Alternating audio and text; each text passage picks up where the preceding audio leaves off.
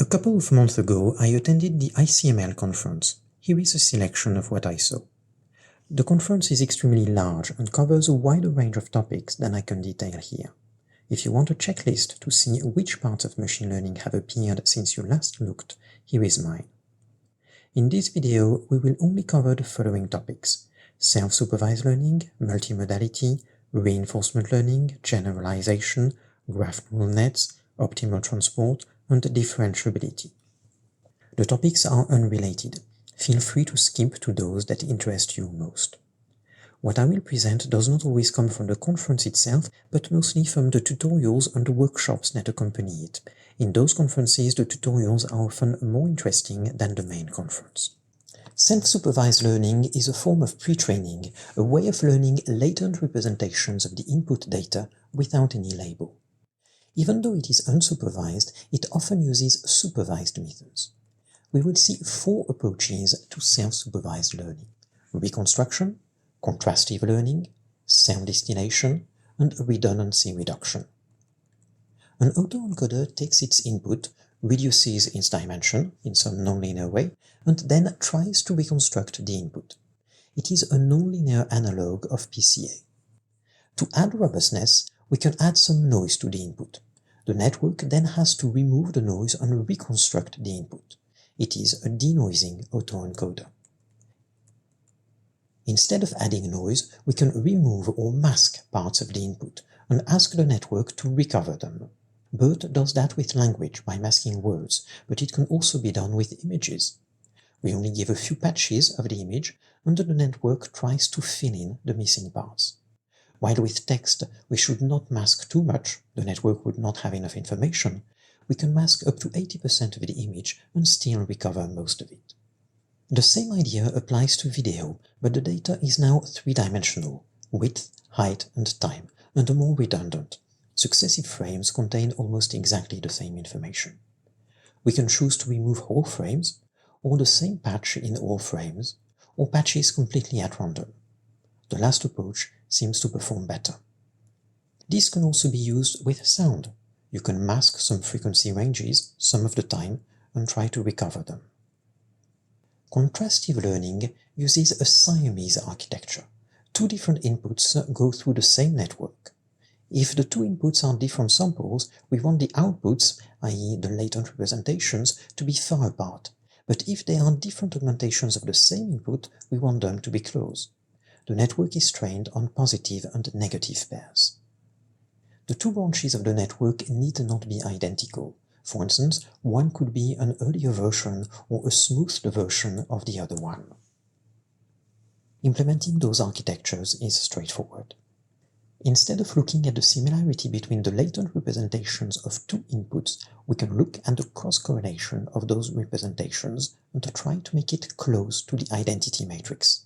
Having the diagonal elements equal to 1 means that the two representations are similar, and having the off-diagonal elements equal to 0 means that the coordinates of the latent representations, i.e. the latent features, are uncorrelated or disentangled.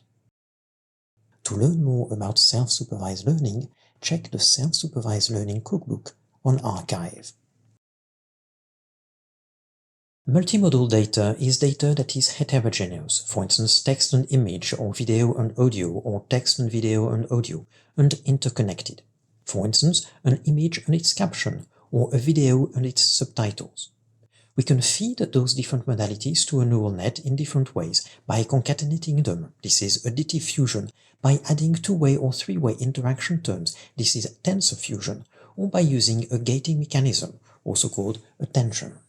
But those models often struggle to capture interactions. They seem content with the unimodal features they extract from the data. To force them to look for interactions, we can first train a model focusing on unimodal features and then train another model on the residuals of the first to detect interactions. We can do that a few times to make sure we capture all the interactions. Since different modalities contain some overlapping information, for instance an image and a caption, we may want the corresponding latent representations to be in the same space. In other words, we want to align the latent representations from different modalities. This can be done by adding a term to the loss function to pool together latent representations of different modalities of the same input and to push apart latent representations of different inputs. This is a contrastive loss. As we saw earlier, it's also used in self-supervised learning. Someone mentioned a funny idea. Since large language models, LLMs, are all the rage, we could convert all the modalities to text, ask for a description of the image or video, a transcription of the audio, and use an LLM on the resulting texts. Here is a course on multimodal machine learning. I'm not sure it's good though, they seem to spend an inordinate amount of time devising a nomenclature of the different types of models one can train on multimodal data. Reinforcement learning with human feedback is behind the success of ChatGPT. ChatGPT was trained in 3 steps. First, we need to train a language model, GPT, i.e. a model that can continue a text, adding one word or token at a time. Most current language models use the transformer architecture. Second, we ask humans to compare possible text completions, for instance, different ways the model answered a question. But we do not use those data to directly fine-tune the model. Instead, we train another model to discriminate between good and bad text completions. This discriminator is very similar to the discriminator in GAN's generative adversarial networks. Third, we fine-tune the language model using reinforcement learning, often the PPO algorithm, with the discriminator as a reward function. This may seem indirect, but it's much easier to distinguish good completions from bad ones than to generate good text completions in the first place. This is also much more data efficient. If you want to know more, you can check the following 2 papers. The first one introduces the transformer architecture, which relies on the attention mechanism, a differentiable hash table. The second one presents reinforcement learning with human feedback with the 3 steps we mentioned. In reinforcement learning, the agent needs to extract relevant information from observations, but the observations can be very high-dimensional, for instance, all the pixels in an image. A first attempt would be to use an autoencoder to compute a low-dimensional representation of the observation and reconstruct the observation from that latent representation. But this approach would suffer from the noisy TV phenomenon. If there is noise in the observations, for instance a TV broadcasting static in a video game, the autoencoder would struggle to reconstruct it and waste most of the dimensions of the latent space doing so. The noisy TV problem in reinforcement learning first occurred when researchers tried to improve exploration by selecting actions whose consequences could not reliably be forecasted. But if you sit in front of a noisy TV, you will be presented with new unpredictable noise. We do not want to compress all the information present in the observations, we only want the information relevant to make decisions. There are many ways of doing that. I will just present 1 or 2. The inverse model takes 2 consecutive observations, O and O', looks for latent representations of them, f of O and f of O', and tries to predict which action, A, was chosen to go from O to O'. Looking not just at 2 consecutive observations, but a sequence of consecutive observations seems to work better.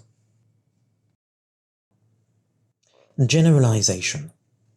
When we train a deep learning model, we only have access to the training data, but we want it to perform well on the unseen test data. How can we ensure that the model will generalize well? After reviewing the double descent phenomenon, we will look at how regularization, both implicit and explicit, contributes, or not, to good generalization. Machine learning is sometimes described as the combination of a model, e.g. a linear model or a ResNet, a loss function, e.g. the sum of squared residuals, and an optimization algorithm, e.g. stochastic gradient descent. Each of those can contribute to good generalization. Simpler models tend to generalize better. The loss function often includes a regularizing term to favor simpler or smoother models, and the optimization algorithm itself can be biased towards some local minima, avoiding others. One may object that datum is another important ingredient. Larger neural networks have a smaller training error. When the network is large enough, the error can even be 0. The model interpolates the training data. But for the test error, the picture is very different. The test error initially decreases as the network is able to better fit the data, but then it increases because the model overfits the training data and performs less well on the test data. Sometimes, surprisingly, after that rise, the test error starts to decrease again and can even get lower than it ever was. This is the double descent phenomenon. It is due to the regularization present in the loss function or provided implicitly by the optimization algorithm. You may not observe that double descent phenomenon on your own data. It depends on many factors such as the explicit regularization in the loss function, the choice of optimization algorithm and its hyperparameters, learning rate, mini-batch size, and how noisy the data is. Implicit regularization refers to the regularization provided by the optimization algorithm. It converges more easily to some types of local minima. For instance, gradient descent, since it moves from one candidate solution to a nearby one, tends to converge to solutions close to the starting point. Since the starting point is close to zero, these are solutions with a small norm. The fact that gradient descent proceeds by discrete steps instead of with a continuous flow also introduces a regularization. More precisely, and we can check that empirically, the test error improves as the learning rate increases and the batch size decreases. We can explain that phenomenon as follows. If the learning rate is low, gradient descent can converge to any local minimum.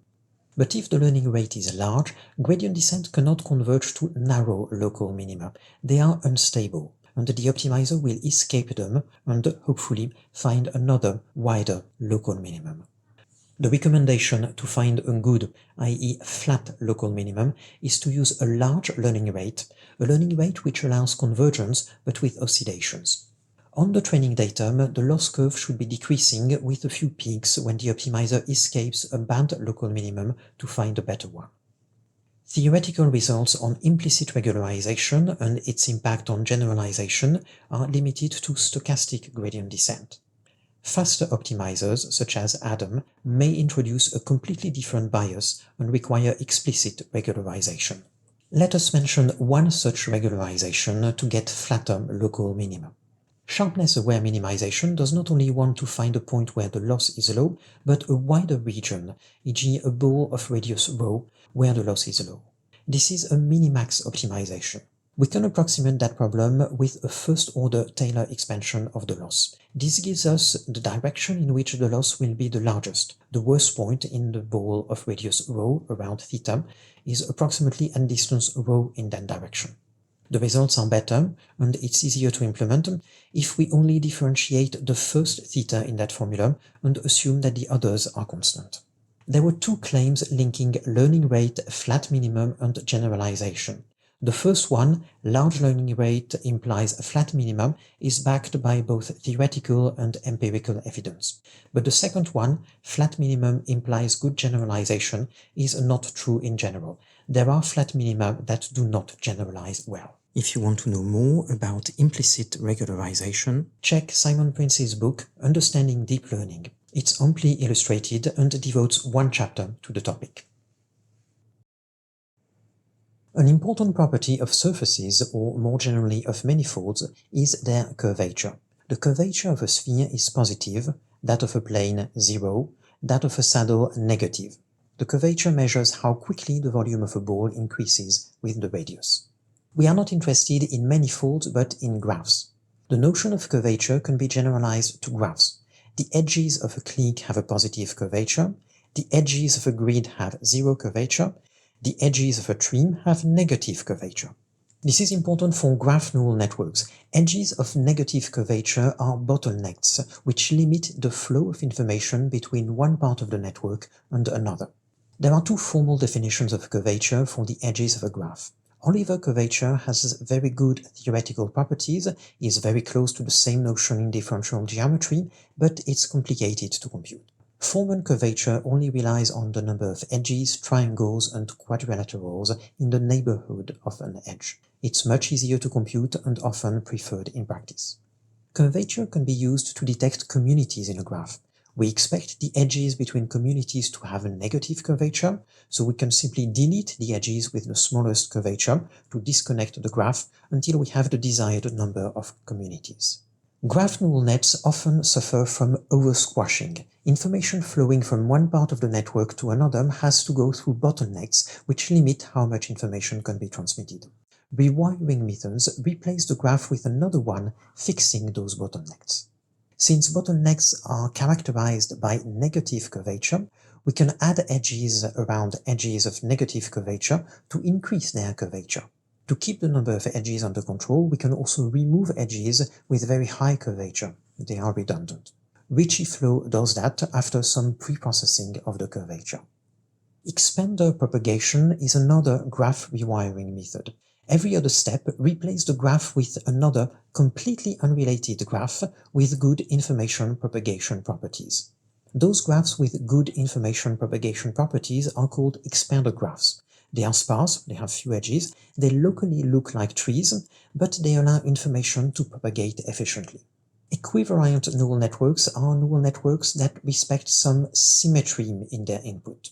For instance, if the input lives in a three-dimensional space, we may want to consider rotations and reflections. They form the orthogonal group O3. Naively, we expect scalar inputs to ignore the group action and vectors to be rotated as the group action suggests. But the situation is much richer than that. There are more actions than those two. Those group actions are called representations and can be decomposed into irreducible representations, or IREPs for short.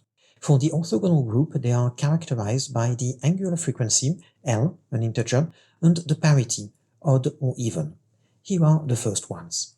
Scalars, e.g. temperature, remain unchanged by rotation and reflections. Pseudo-scalars, e.g. the handedness of a molecule, are unchanged by rotation, but are flipped by reflection. Vectors are transformed by rotations in the natural way and flipped by reflection. Pseudo-vectors, e.g. rotation axes, are transformed by rotations in the natural way, but remain unchanged by reflections. Double-headed arrows and helixes are transformed by rotations, but turn faster than vectors.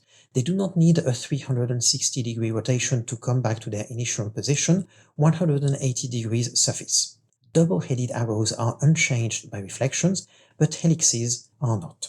Neural networks dealing with spatial data may need to account for those representations.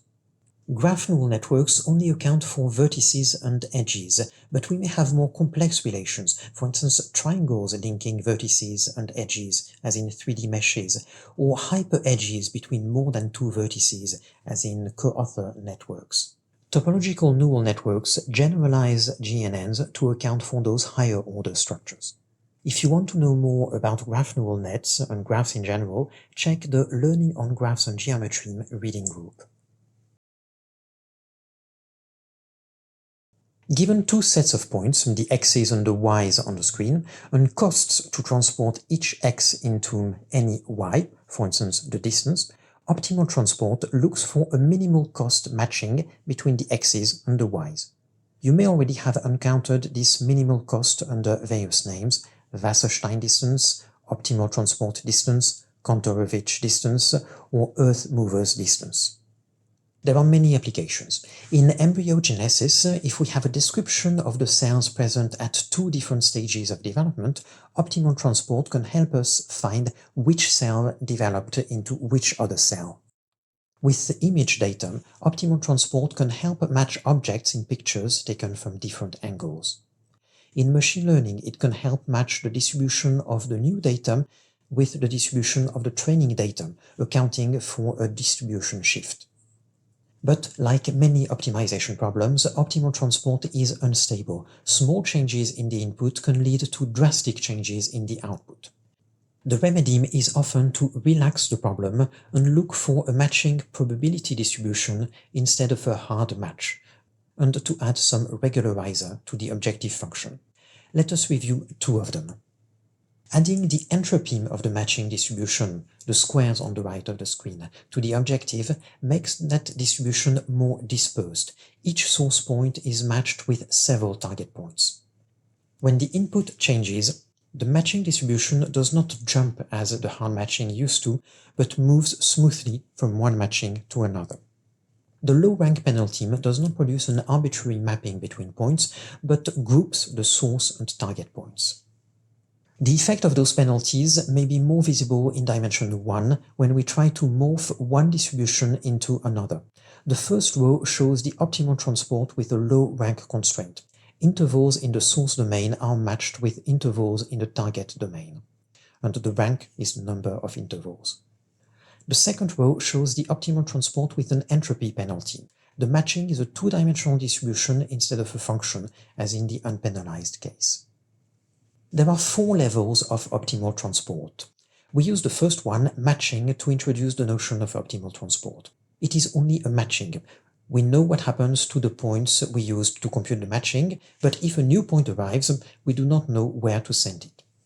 The second level of optimal transport does not only give us a mapping, but a map between the source space and the target space, the Monge map. If new points arrive, we now know where they should be sent. Instead of a map which directly goes from source to target, dynamic optimal transport gives us a flow. We now have a path from source to target. We know what happens at each point in time. If the cost is the Euclidean distance, those paths would be straight lines, but with more general costs, the geometry can be more interesting. Lastly, instead of a deterministic path from source to target, a stochastic one, i.e. a random walk, may be more realistic. This is what the Schrödinger bridge provides.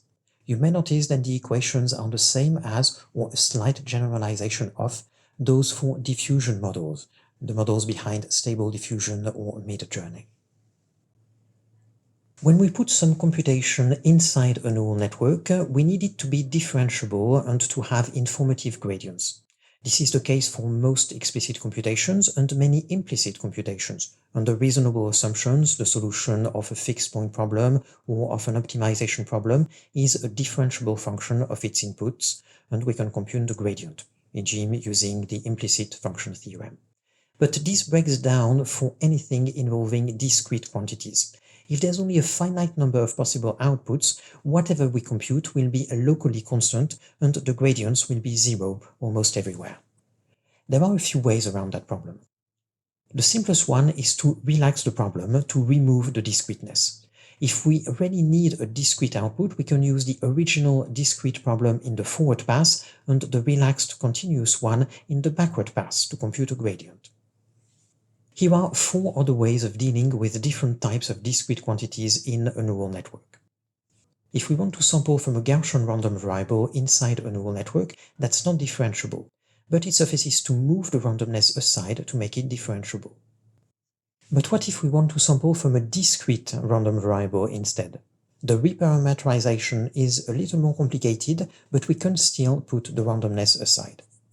The Gumbel distribution, if you're not familiar with it, is an extreme value distribution which can easily be sampled from, starting with a uniform distribution. That does not solve all our problems because we have a discrete random variable, but the solution is easy. We can just replace the argmax with a softmax. We no longer end up with a one-hot vector, but a discrete probability distribution, which becomes very close to a one-hot vector as the temperature decreases. This is one of the original papers introducing the Gumbel softmax. Another thing you may want to do when dealing with discrete distributions is to compute expectations. Here x is a discrete random variable, so f of x is discrete, but the expectation of f of x can be smooth. We want to compute its gradient with respect to the parameters theta of the probability distribution. This can be expressed as an expectation involving the score function of the probability distribution, the gradient of the log probability.